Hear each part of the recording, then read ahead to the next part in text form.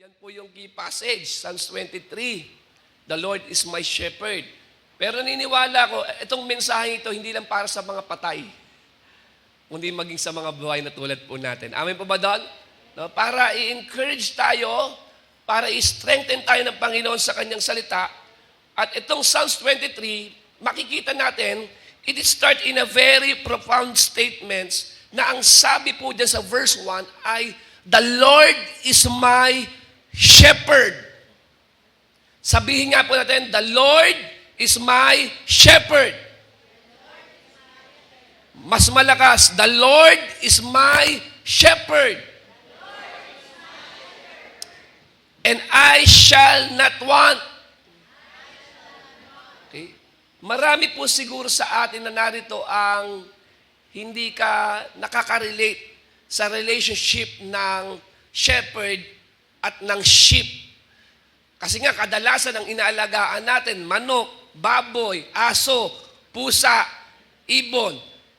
Ibang-iba po ang pag-aalaga po ng tupa dyan sa mga hayop na nabanggit ko po. Amen po ba doon? Iba po ang shepherding.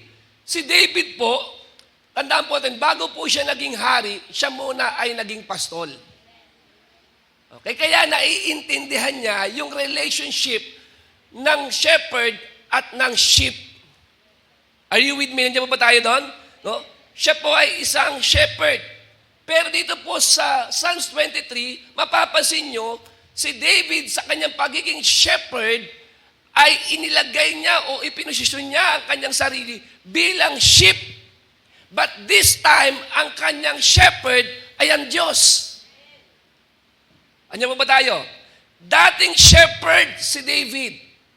Ngayon, nung sinulat niya itong Psalms 23, siya ay pumosisyon sa pagiging tupa na ang kinikilala niyang pastol ay walang iba kundi ang Diyos. Amen po ba doon? Alam ni David kung ano ang duty at role ng isang shepherd. Alam niya yan. Shepherd siya. Tama po. Alam niya yung pagmamahal ng shepherd sa sheep. Alam niya yon. Yung relationship ng pastol at ng mga tupa. Ang shepherd po, siya po ay nagkikare, nagpo-protect, nagdi-discipline, nagko-comfort, may concern sa mga tupa, at yung pagmamahal niya sa tupa ay talaga namang wagas, nakataya pati buhay. Kaya nga, diba po sa isang kwento ni David, no? Nasa bunganga na ng leon yung tupa, inaagaw niya pa, binabasag niya yung panga ng mga leon. Hallelujah, di ba tayo? Ganon katindi. Taya pati buhay. Bigay ang lahat-lahat sa pagpapastol.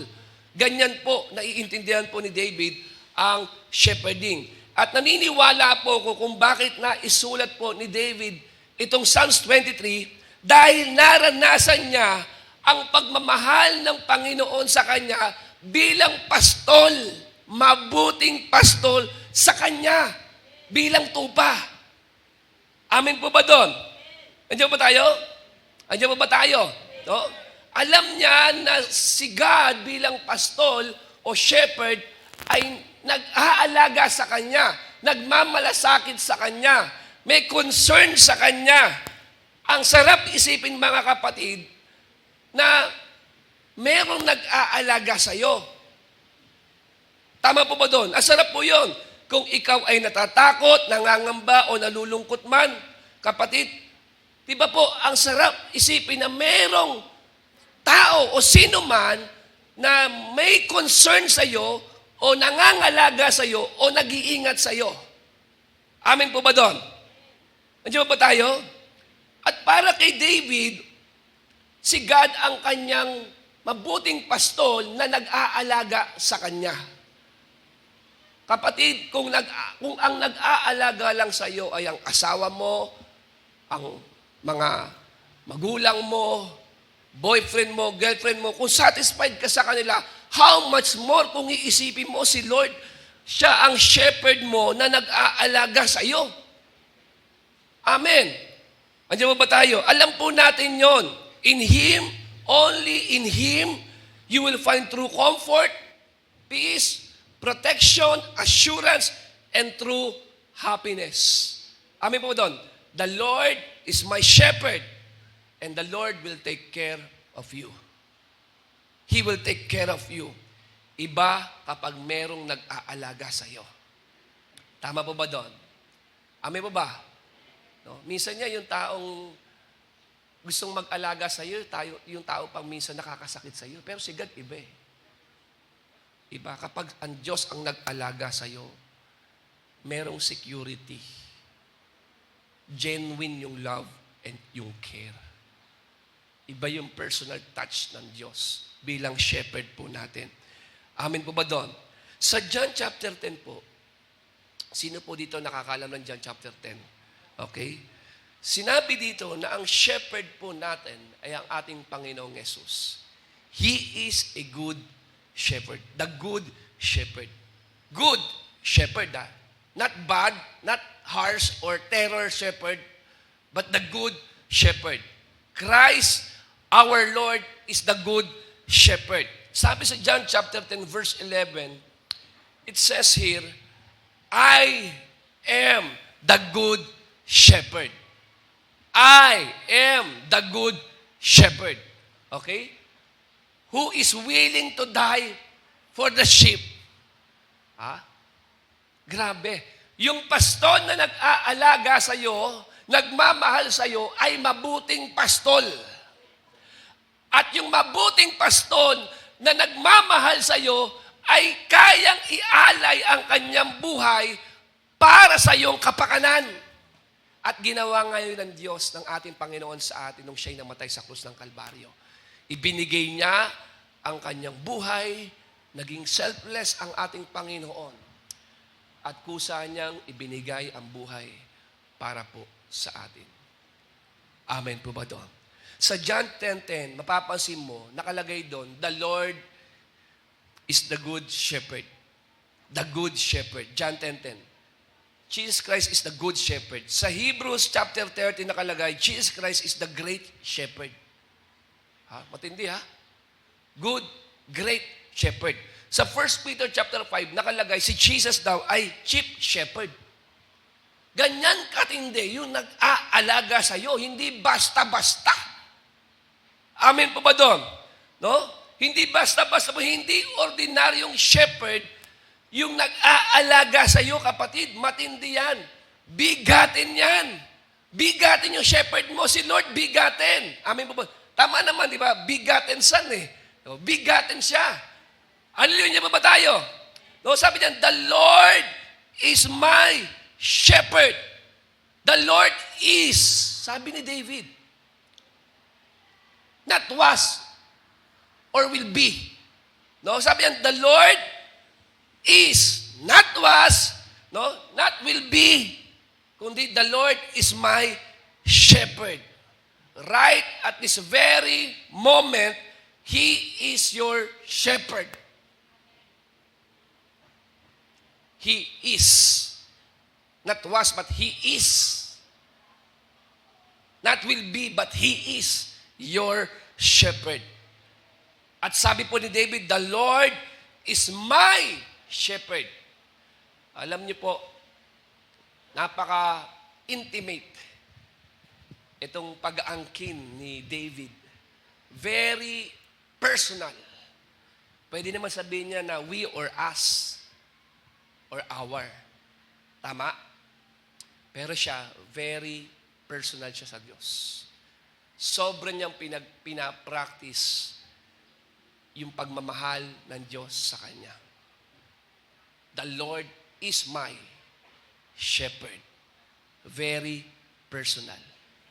Ang ibig sabihin nito, kapatid, kung bakit sinabi ni David, the Lord is my shepherd. Kasi para sa kanya, hindi niya kayang mag-survive or mag-thrive nang wala ang kanyang pastol. Hindi niya kayang magtagumpay na wala ang kanyang shepherd. Ibig sabihin, kinikilala ni David ang kanyang kakulangan na hindi niya kayang mabuhay o malayo sa kanyang pastol. Amen. Kasi iba ang sheep eh. Kung alam mo yung nature ng sheep, ay talagang kailangan ng dependency. Bakit? Sa Bible, tayo po ay itinuring ng Diyos. Inilarawan tayo ng Diyos bilang mga tupa. Amen. Sa Isaiah 53, tayo rin yung mga tupang naligaw, nalayo, naiba ng landas, sabi sa Bible. Ano ba meron sa sheep? Kung tinatawag tayo sa Bible na tayo rin mismo ay mga tupa, ano ang nature ng sheep? O ano meron sa sheep? Ang sheep po, unang-una, madali po silang maligaw. We easily go astray. Okay, tayo ganun din. We are weak. Madaling maligaw. Nawawalan walang sense of direction. Ibig sabihin po nun, mahina ang tupa, kahit gaano kalaki yung tupa at kahit gaano kaliit yung wall, kayang-kaya siyang patayin at lapayin. Alam niyo ba yon? Ganun kahina ang tupa. Yes. Ganun katindi. Tingnan niyo po ito And we are helpless. Kung wala ang pastol, hindi kayang i-feed ng tupa ang kanyang sarili. Hindi kayang protektahan ang kanyang sarili. Yes. Kung wala ang guidance ng shepherd, ang tupa kapag uminom niya sa tubig ng batis, ay, naku po, hindi yan hihinto hanggang sumabog ang tiyan.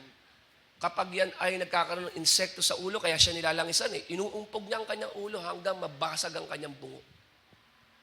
Sa madaling salita, ang sheep po, ayon sa pag-aaral, sa prangka pananalita ay tangang hayop. Hindi niya kayang mabuhay. Mahina siya, hindi niya kayang protektahan ng kanyang sarili, wala siyang sense of direction, kaya kailangan ng tupa ang pastol. Hindi mo kaya magtagumpay sa taong ito ng ikaw lang, all by yourself. Hindi mo kaya. You need a shepherd. And the Lord is your and is my shepherd. So, we all need a shepherd. Dahil mahina tayo, dahil hindi nila natin alam kung saan tayo pupunta. Alam niyo po, maraming mga tao, kahit may pinag-aralan, hindi alam yung kanan at kaliwa So, totoo lang. Hindi alam. Pag nakita mo nag-decision, parang wala naman itong pinag-aralan. Ang layo, ang pangit ang mga decision sa buhay. Mali-mali ang decision sa buhay. Nakapagtapos naman ng pag-aaral. Pero kahit nakapagtapos ng pag-aaral, yung kaliwa at kanan sa pagdidesisyon, hindi alam. Kaya nasisira ang buhay. Pinapasok kahit ano. Hindi niya alam kung kaliwa at kanan. Kaya kailangan natin ng pastol. Dahil mapanganib sa tupa ang mauna sa kanyang pastol. Dapat ang pastol ang nauuna sa kanyang tupa. Kaya karamihan kung bakit tayo napapahamak ng sasaktan, kasi po, nauuna tayo sa pastol. We all need a shepherd. Si Lord ang tunay na maaasahan, no?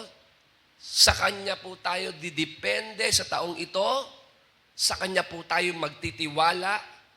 Amin po doon. Nandiyan po ba tayo?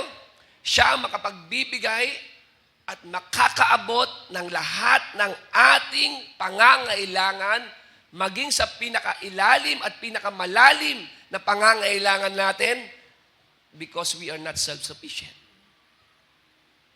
Amen. Kaya sabi niya, the Lord is my shepherd. Very intimate, very personal. Para kay David, si God, He loves me, He watches over me, He guides me, He is there for me, He sustains me. The Lord is my shepherd. Amen. The Lord is my shepherd. Now, ang tanong, how are you related to your shepherd? How are you related to your God? Para kay David, the Lord is my shepherd. Yung word na my speaks about relationship. Hindi mo pwedeng gamitin yung word na may na wala kang relasyon sa kahit na sinong tao. For example, Yula is my wife. Nanay Lani is my mother. My. Amin po ba doon? Andre is my church mate. Mayroong relationship. Hindi ka pa pwedeng gumamit ng may na walang relationship. So how are you related to your shepherd? How are you related to your God? Ano ang relasyon mo sa Diyos? Amen. It's not enough to know that God loves everybody. Dapat ikaw rin mismo, meron kang personal na word kay Lord. The Lord is my. Kung si Lord sa iyo ay provider, para sa akin, the Lord is my healer. Amen. The Lord is my shepherd. So how are you related to your God? Who is God to you? Sino ang Diyos sa iyo? Sino ang shepherd mo? For David, sabi niya, He is my shepherd. At ang sabi niya dito, because the Lord is my shepherd, I shall not want. Hindi yon basta pagiging positibo sa buhay. Hindi lang siya basta positive na hindi ako pagkukulangin ng Diyos.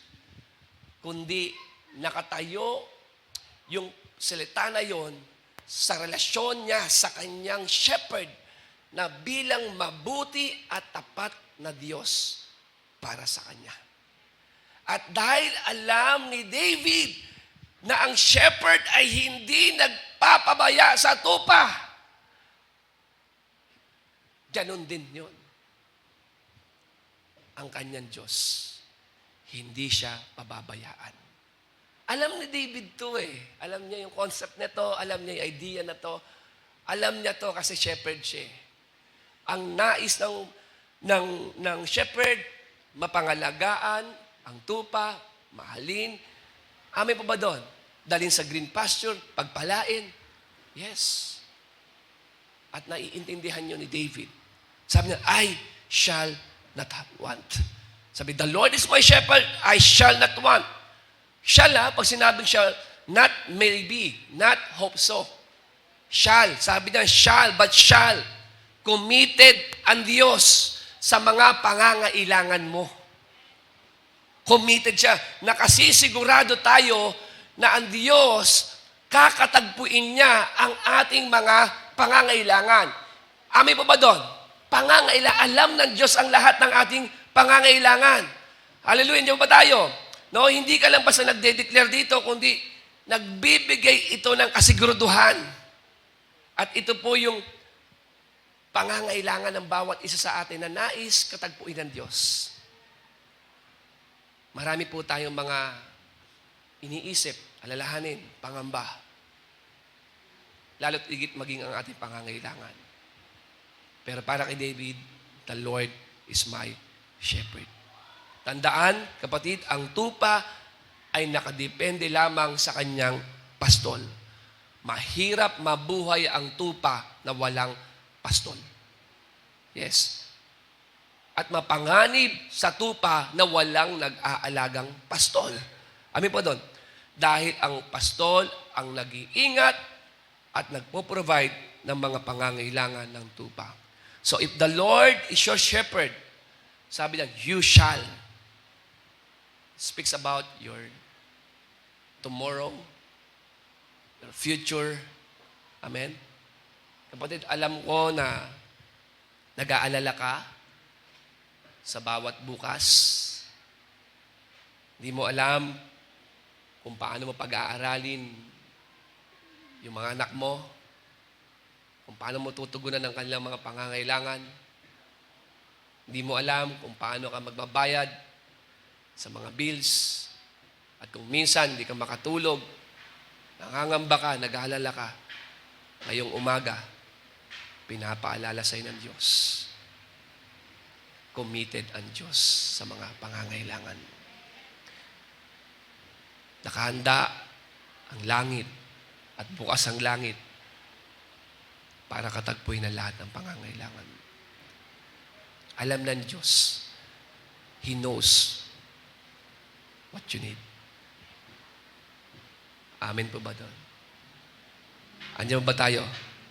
Kaya pinapaalala po sa atin na habang tayo ay nagpapahinga tuwing gabi, ang pastol po, bilang pastol, alam ni David yun. Iniisip niya na kung saan niya dadalin ang kanyang mga tupa para pakainin. Pine-prepare niya na yung provision para sa kanyang mga tupa. Ganon din po ang Diyos po sa atin. Ayaw ng Panginoon na hindi ka makatulog. Ayaw ng Panginoon na mag-alala ka ng sobra. Kaya today, we are reminded that God is our good shepherd. He is your shepherd, the good shepherd. And because the Lord is your shepherd, you shall not want. Amen po doon. You don't have to be afraid, to be worried. Amen. Pinatunayan po yan ng Diyos. Nung pumasok ang pandemic, nag-shutdown lahat, trabaho, negosyo. Pero alam ng Diyos kung paano niya imimit yung pangangailangan mo. Nandito ka pa rin, tingnan mo yung sarili mo. Hindi ka lang nag-survive, nag-thrive ka. Pandemic, iningatan ka. Nag-prepare siya ng provision sa'yo. Bago pa mag-pandemic, alam na ng Diyos na papasok ang COVID-19. At bago pa pumasok ang COVID-19, nasa isipan ng Panginoon kung paano kanya papakainin at iingatan. Yes. Ganon katindi po yun. Kapag nilagay mo sa puso mo na, Lord, nasa yung security, you are my shepherd. And because you are my shepherd, I shall not want. Amen po ba doon? Sabi po sa Psalm chapter 34 verse 10, even strong young lions sometimes go hungry. Kahit yung mga batang leon daw, minsan ay nagugutom. Pero sabi dyan, but those who trust in the Lord will lack no good thing. Grabe. Pambihira. Hindi ka pababayaan ng Diyos. Ang mga taong nagtitiwala sa Panginoon ay hindi pagkukulangin. Akala mo lang kulang kasi nagtitiwala ka sa sarili mo. Sa kakayanan mo na ikaw ang magpo-provide. Pero ang mga tao daw na nagtitiwala sa Diyos ay hindi pagkukulangin. Kaya kapatid, ilagay mo ang iyong pananampalataya sa Diyos, knowing na hindi ka pagkukulangin at pababayaan ng ating mabuting Diyos. Tandaan mo to kapatid, hindi ka dadalhin ng Diyos sa taong ito para pabayaan lang. Hindi po. Hindi ka dadalhin at itatawid ng Diyos sa bagong taon para paghirapin lang. Kung nagawa niya mag-provide sa iyo sa nakaraan taon, magpo-provide pa rin siya ngayon sa iyo sa taong ito. Kung inalagaan ka niya, kinalinga ka niya sa mga nagdaang taon, kakalingain at pangangalagaan ka pa rin niya sa taong ito. Amin po doon. He promised that He will never leave us and He will never abandon us or forsake us. Naalala niyo po yung istorya ng mga Israelita. Nung sila po ay inilabas ng Diyos mula po sa bayan ng Ehipto. At nais ng Diyos na dalhin sila sa lupang pangako. Kasama sa naging proseso ay ang paglalakbay nila sa ilang. Andiyan ba tayo? At habang sila ay nasa ilang, kapatid, ano ba meron sa ilang? Ay di buhangin lang. Wala naman kasi doon eh. Wala kahit ano. Pero dahil nilabas sila ng Diyos sa Egypt at naroon sila sa lugar ng ilang na wala kahit ano. Pero dahil kasama nila ang Diyos, hindi sila pinagkulang at pinabayaan ng Panginoon. Amen. Nagpapawalan ng Diyos ang mga kwek-kwek, pagkain, karne. Grabe.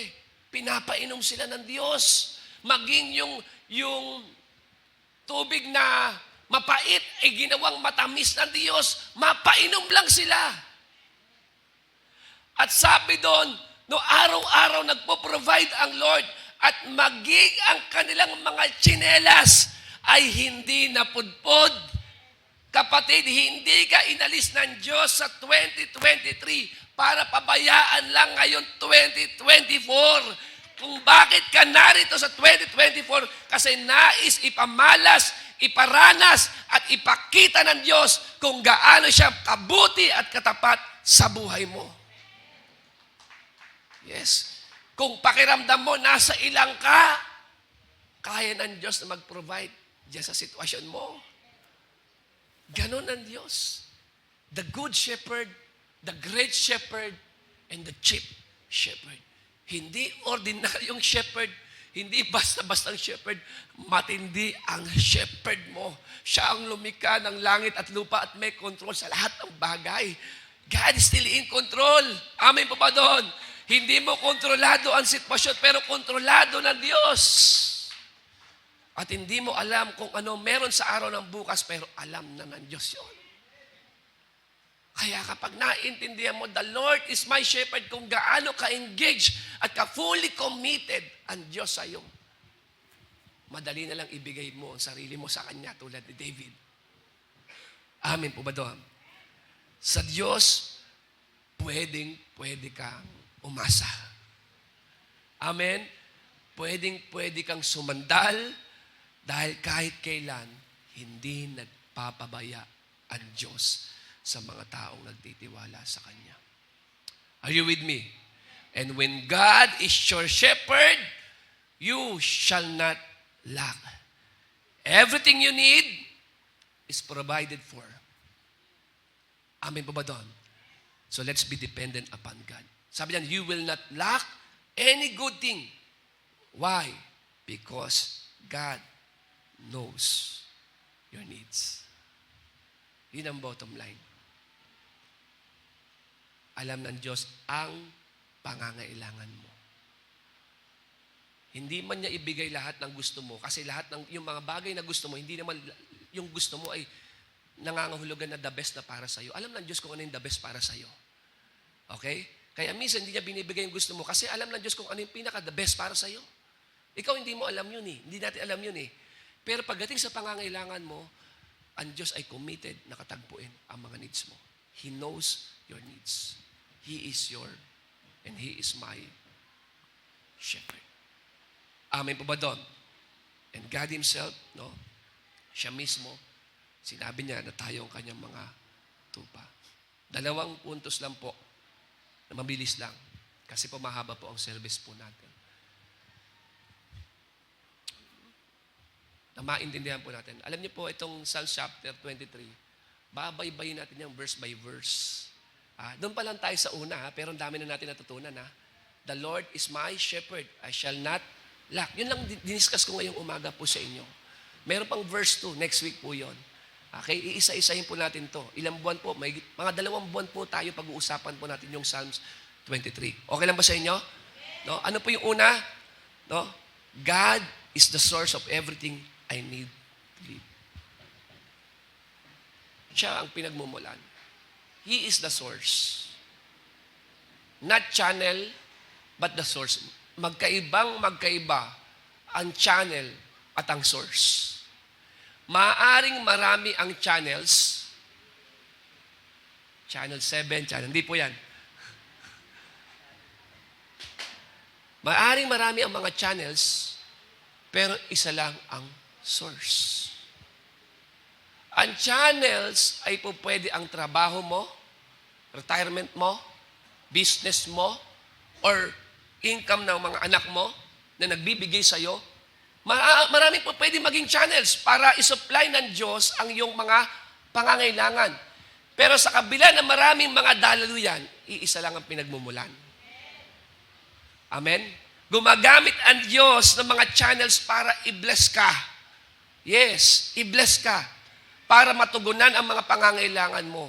Kaya nais ng Panginoon na maintindihan mo na siya ang source sa lahat ng pangangailangan mo. Hindi ang asawa mo, hindi ang negosyo mo, hindi ang trabaho mo. Sila po ay mga channels ni Lord para i-bless ka, pero isa lang ang source ng lahat. Ang Diyos. Binubuksan niya lang ang mga opportunities para i-meet ang mga pangangailangan mo. Kaya kung may magsaraman, mawalan ka man ng trabaho, hindi ka pa rin mamamatay. Bakit? Isang channel lang yung nagsara. At marami pang mga channels sa Lord na pwedeng buksan para i-bless ka. The Lord is the source of everything we need. He is the source. Amen pa ba doon? Pinagmumulan.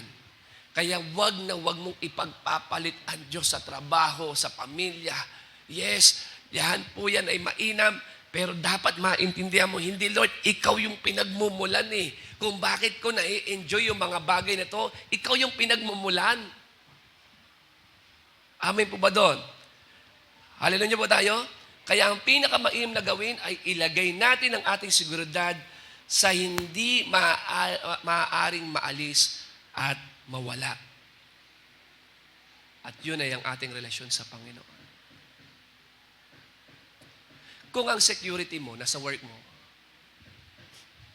pwede bang mawala ang job mo? Kung ang security mo nasa health mo, pwede bang mawala ang health mo? Kung ang security mo nasa family mo, pwede bang mawala ang family mo? Kung ang security mo nasa talino mo, pwede bang mawala yung talino? Yes. Maging ang buhay mo pwedeng mawala.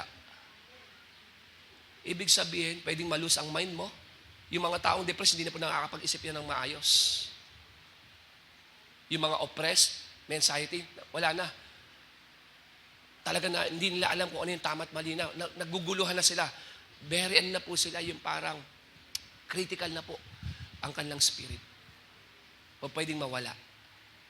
So kung ang security mo, nasa anak mo lang, paano pag hindi na nag-entrega? Hindi nagwawala ka. Kasi inisip mo siya yung source eh. Kung ang source mo, yung trabaho mo, yung security mo, yung trabaho, paano pag nawala yung trabaho mo?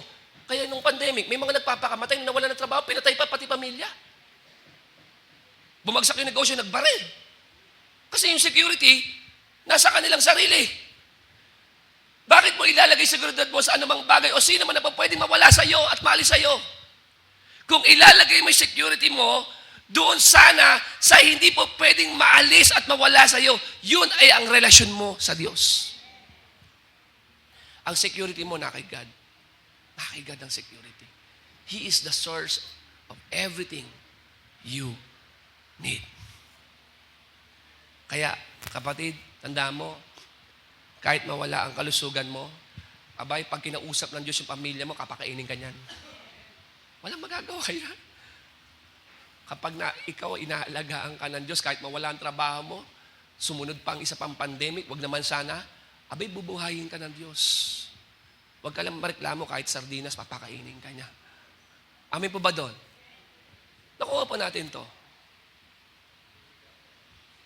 Kung ang security mo, nasa government, kaya yung iba, galit na galit sa government, lagi na lang ang presidente may problema.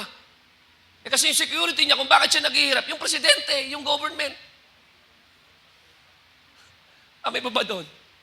Dapat ang security mo sa sino man o ano man na hindi po pwedeng mawala at maalis sa iyo. Yun ay walang iba kundi ang relasyon mo sa Diyos. Kaya kahit magka-problema ang negosyo mo, kapatid, kaya ka pa rin pagpalain ng Panginoon. Kaya niya pang magbukas sa isa pang negosyo. He is the source. Huwag mo siyang ipagpapalit. Amen. Ang mga pangangailangan mo, engage ang Lord yan, fully committed. Concentrated ang Lord sa mga pangangailangan po natin. Andiyan po ba tayo? Andiyan po ba tayo?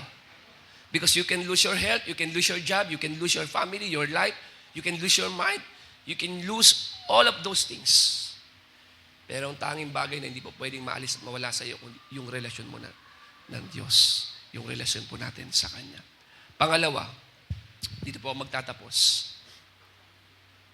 Ano po yung una? God is the source of everything we need to live.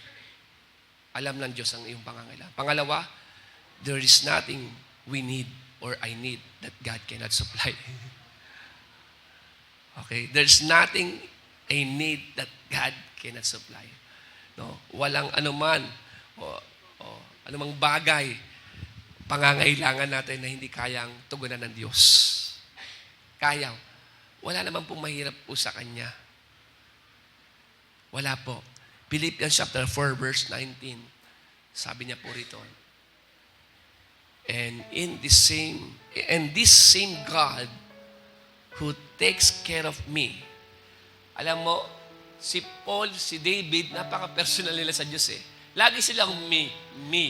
Lagi ngayon. No? He will die for me, sabi ni Paul. sa Galatians chapter 2 verse 20. I live by faith in the Son of God who loved me and gave Himself for me. Very intimate. Kasi bakit? May relationship. Sabi niya, and this same God who takes care of me will supply all your needs from His glorious riches which had been given to us in Christ Jesus. The Lord, your shepherd, my shepherd, shall supply. Not maybe, not hope so, but shall supply all your needs. Not according to your business, to your job, to your bank account, but according to His riches and glory in Christ Jesus.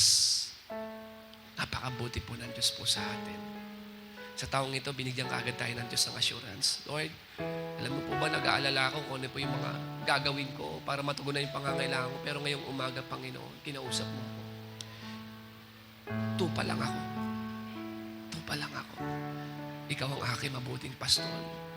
Kung meron man po nangangalaga sa akin, hindi ang aking mga anak, hindi ang aking asawa, hindi ang aking pamilya. Ikaw ang lubos na nag-aalaga at nagmamalasakit. Alam mo lahat ng pangangailangan ko.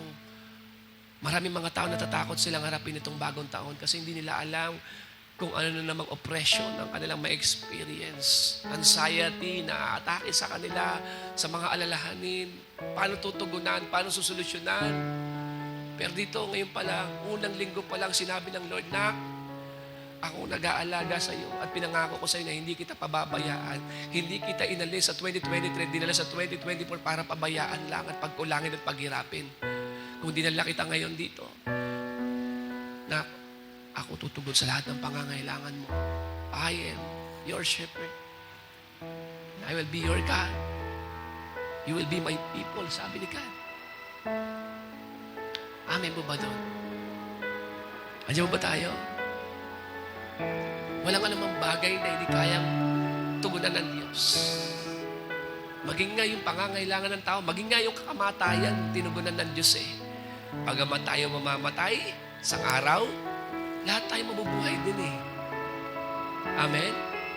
At maging si Lazaro na namatay, binuhay ng Diyos. Pinakamalalim na pangangailangan ng tao, inaabot ng Diyos. Walang anumang bagay na hindi niya kayang abutin sa atin. Why? Because in Ephesians chapter 3 verse 20, now to Him who is able to do immeasurably more than all we ask or imagine, according to His power that is worked within us. Yung sinabi niya, I will supply. Sinundan niya sa Ephesians 2:20, I am able. I am more than willing to meet all your needs because I am your good shepherd, the great shepherd, the chief shepherd. And because the Lord is your shepherd, you shall not lack. Pwede po ba tayong lahat ay tumayo at magpasalamat po sa Panginoon? Ngayong umaga pong ito, muling ipinapaalala sa atin ng Panginoon. Whether it is physical, emotional, mental, financial, anumang era sa buhay mo na nag-i-struggle ka, na may kailangan ka sa Diyos, God wants to meet your need today. He knows your needs and He is able to meet. He can, and He is willing. He is willing, more than willing and able to meet all your needs.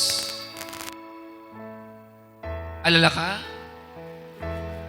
Bilang magulang, paano kami magsusurvive sa taong ito? Alam mo, hindi ka lang magsusurvive. Ngayon taon na ito, mangingibabaw ka. Mangingibabaw ka sa buhay. Pagpapalain ka ng Panginoon. gagawa ang Diyos ng daan sa buhay mo.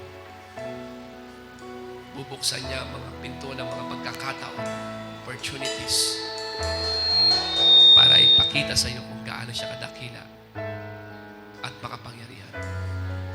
Ang iyong mabuting pastor ay ang makapangyarihan sa lahat, na lumalang ng langit at lupa. Kaya kung alam mo lang kung gaano siya kapangyarihan at kadakila, hindi ka matatakot sa araw ng bukas. Kaya sabi ni David, "You are my good shepherd. The Lord, Yahweh, the Lord is mine.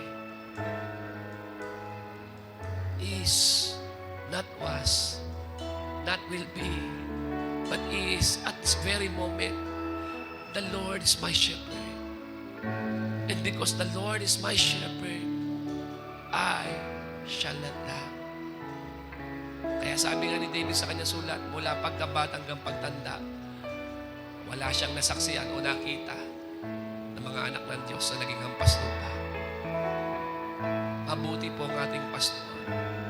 Mabuti ang ating pastor. He is fully engaged, fully committed to our needs. Kaya ngayong umaga, pwede ka umasa sa Kanya. Sumandal ka lang sa isang pinagmumulan ng lahat-lahat. Kung meron mang mga nawala at nagsara ng mga daluyan sa nakaraang taon, nag-struggle ka financially, kapatid, huwag kang mangamba, huwag kang matakot, huwag kang mag-alala. Kayang magbukas ang Diyos ng ipababang mga daluyan para pagpalaing ka. Pagkatiwalaan mo ang Diyos sa taong ito, pagkatiwalaan mo siya, huwag mong ipagpapalit ang Panginoon sa anuman o maging sino pa man. Yakapin mo ang Diyos bilang mabuting pastor na merong relasyon sa Kanya, tupa na merong relasyon sa Kanya mabuting pastor. At ang sino mo nagtitiwala at kumikilala sa Kanya, pinangako ng Diyos na hindi niya pagkukulangin. Hindi niya pagkukulangin. Hindi ka niya pagkukulangin ngayon taon. Kapatid, Panginoon, nagpapasalamat po kami sa iyo sapagkat ikaw ang aming mabuting pastor na nagmahal sa amin, nag-aalaga sa amin, nag-iingat sa amin, gumagabay sa amin, nakatingin palagi sa amin, yumayakap sa amin sa panahon ng kalungkutan, nakaantabay sa lahat ng aming mga pangangailangan. Ikaw ang aming mabuting pastor na nagbigay ng buhay para sa amin. Pinatunayan mo ang iyong pag-ibig sa amin bilang mga tupa mo, Lord, nung ikaw ay namatay sa krus ng Kalbaryo. Ibinigay mo ang iyong buhay. Kusa mong ibinigay ang buhay mo para sa kaligtasan ng mga tupa. At ngayon, O Diyos, ang aming seguridad ay inaalis namin sa anupaman, kundi sa iyo lang namin inilalagak at inilalagay. Panginoon, salamat po. Alam po namin, Panginoon, at nininiwala kami na ngayong taong ito, pinaalala mo na kaagad sa amin sa unang linggo na hindi kami nag-iisa lang. Merong mabuting pastol na nag-aalaga sa amin. At dahil ikaw ay mabuti, hindi mo kami pagkukulangin. Panginoon, Panginoong Yesus, pangalan mo lamang ang maparangalan at madakila sa aming mga buhay. Maraming salamat. Lalo tigit, O Diyos, sa mga pangangailangan namin na ibinibigay mo sa bawat araw. Tunay na ikaw ay mabuti, tapat, at maaasahan. Purihin ka magpakailanman sa pangalan mo, Jesus. Amen and Amen and Amen.